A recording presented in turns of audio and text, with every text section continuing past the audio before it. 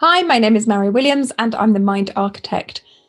We hear a lot of messages in the media and even in my book saying that as a leader, it's really important for you to be empathetic. And it absolutely is. It's a key skill that you need to have as a leader to be able to step into someone's shoes and really feel the way that they're feeling. You use this in your branding, you use it in pitching, you use it in understanding all of those people around you. But there is a point where empathy becomes problematic because empathy takes a lot of energy. It takes a lot of energy for us to step into someone else's shoes and feel whatever is going on for them. What you really need is to feel compassion, and compassion is a bit different from empathy. So empathy, I'm really taking on and experiencing the emotions and the feelings of the person whose shoes I'm stepping in. Compassion is actually easier for you.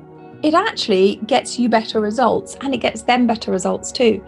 Because what compassion allows you to do is to understand their emotional state. So instead of taking it on and feeling it and not being able to kind of almost see out the other side of it, compassion allows you to understand how they're feeling and therefore to hopefully find solutions, even if that solution is actually they just need a hug or they just need I'm sorry that you're having a hard time. When we give away so much energy to empathy, we drain our natural resources of energy for ourselves. I see an awful lot of leaders and a lot of people, especially parents, who are what I call over-carers.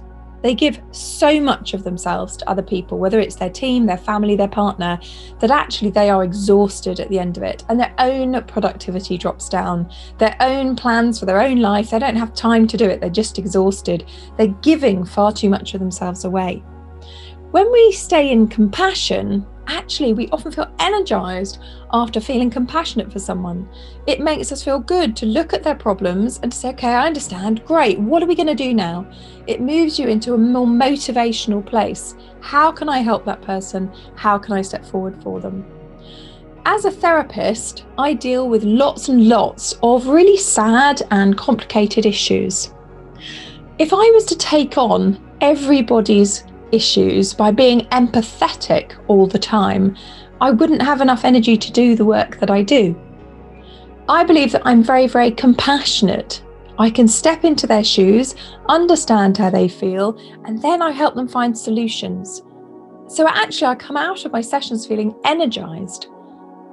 When I'm a coach and in coaching mode, it's even higher, that level of energization, because we're really pushing forward and we're looking for those fast solutions.